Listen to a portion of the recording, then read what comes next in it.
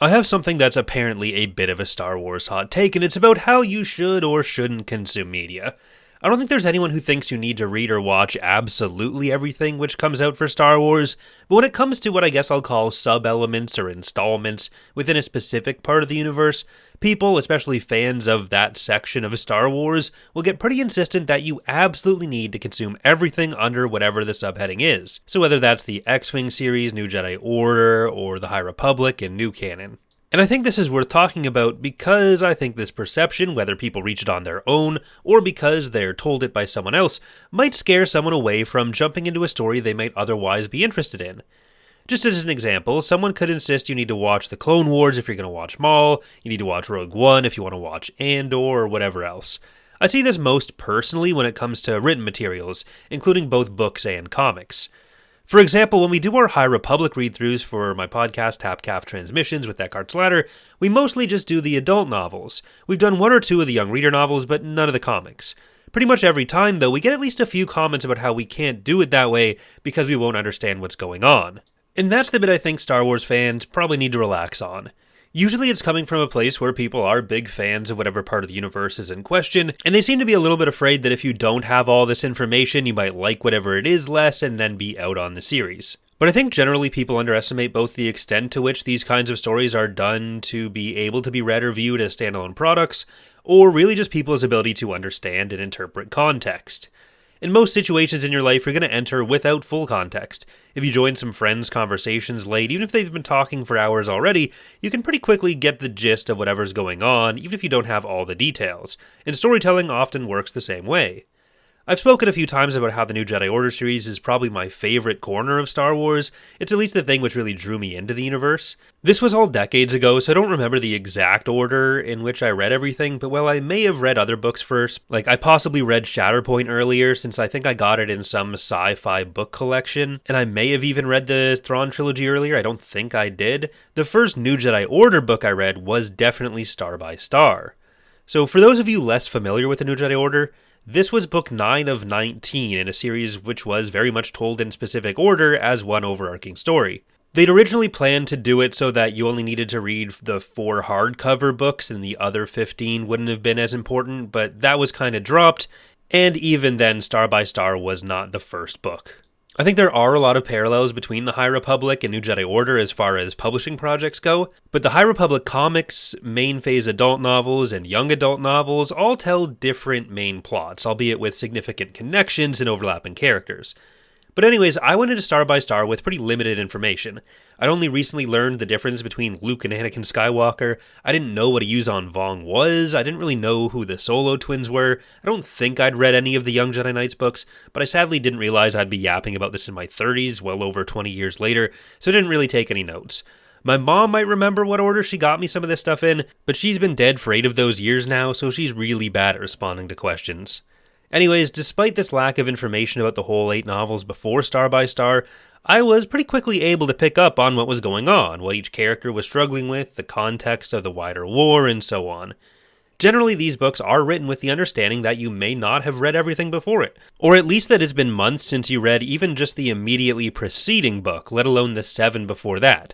Some books do a better job of working in context than others. If you've read Harry Potter, there's pages and pages of each novel just focused on overly explicitly retelling what happened in the prior book. Other books, frankly, tend to do this a lot better and less obviously. Some do have an explicit, like, this is the situation blurb before the main story starts, but specifics aside, the necessary context and information is still given, or at least is able to be sussed out from how characters engage. You can understand the tensions which exist between Jason and Anakin in Star by Star without needing to read its origins. You can know the situation in the Yuzon Vong War is dire without having to like this video and subscribe for more, or to read how it got there, and so on. You can always have a greater understanding of what's going on if you're reading or watching all connected material, so there's nothing wrong with that. This isn't saying you shouldn't do those things. And there is certainly stuff you won't pick up on the implications of if you don't have the background knowledge, but that's rarely going to impact the story at hand all that much and your ability to enjoy that. For example, only reading the adult High Republic novels means I didn't have as much background on the Drengir situation, but it's not like I ever felt lost about what was going on when they came up in the adult novels. As someone who was talking about those things in public, though, usually it was people who were listening who were upset that I didn't have that information more so than I was. I might speculate and say something wrong about something which had already been covered in another bit of media, but it wasn't like it was impacting my ability to understand the story at hand. And for most people, this isn't really going to be a problem. One thing which did impact how I read Star by Star, though, not having any background information there, is how connected I got to some of the newer characters in that book. When I read the novel initially, I assumed that all of these characters on the Mercure strike team probably had some deeper background in the prior books. This is basically a group of young Jedi going on a mission. I won't spoil anything too much. So I was excited to go back to the prior books and see what my favorite Rodian Jedi, Jovan Drark, had been up to before. I turned out to be wrong about this. A lot of these characters had never appeared before and they'd been mentioned, but they were essentially new characters. There was no big Jovan backstory. One counter to this that I can already see people typing up with their little fingers in the comments right now is to just look at how obtuse people can be about information that's not fully just laid out in front of them in a movie. I would counter that, though, by saying that usually this isn't coming from the direction that is the one thing preventing them from liking the movie. For one thing, I do think the parts that are directly relevant to the main plot of whatever piece of media it is should be able to be kept fairly self-contained. But I also think once you start doing that much exposition just on the chance that you might need to negate some other criticism, you're probably going to be making the story suffer in other ways, all to win over people you're not really going to win over anyways. Part of this is coming up because in the lead up to and early airing of Maul Shadow Lord, Sam Witwer, who voices Maul and Starkiller and several other Star Wars characters, put out several tweets emphasizing how you don't need to have any other Star Wars knowledge to enjoy Maul. And this is something that I largely agree with, but I also think it's not unique to Maul, so I would frame it slightly differently. It's going to be rare that not having a deeper knowledge of the source material is going to be the difference between whether you like something or don't like something. It can deepen your appreciation for it if you do, because it's giving you all this extra information, but if the story just fundamentally doesn't appeal to you, not knowing about it won't change that. If you do enjoy it as a standalone experience, you're more likely to go and seek out things which build upon it. Everyone went into Episode 4 initially not knowing who Luke was, who Vader was, who the Empire were. But if things had been released in chronological order, there probably would have been a lot of people saying, oh, you can't watch Episode 4 until you've seen the background of Vader, or until you've read the Imperial Sourcebook and know the organizational structure within the Empire.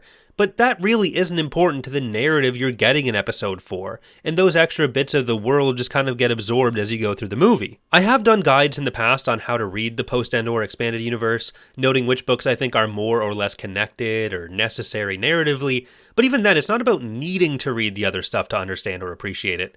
It's more about how to go about it if you want the most connected through line and you want to start at the beginning. Because that is something that people are interested in doing, but I don't think it's the way you have to experience any of this media.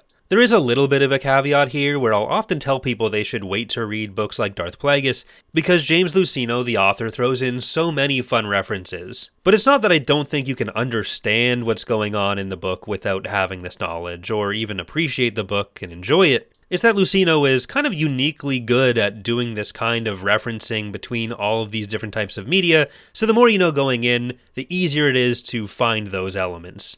So if there is some Star Wars book or show you've been holding off on, or even any other bit of media that's not part of Star Wars, because you're afraid you'll be missing some context, jump in. I'm sure you'll be fine. Thanks for watching, and I hope to see you next time.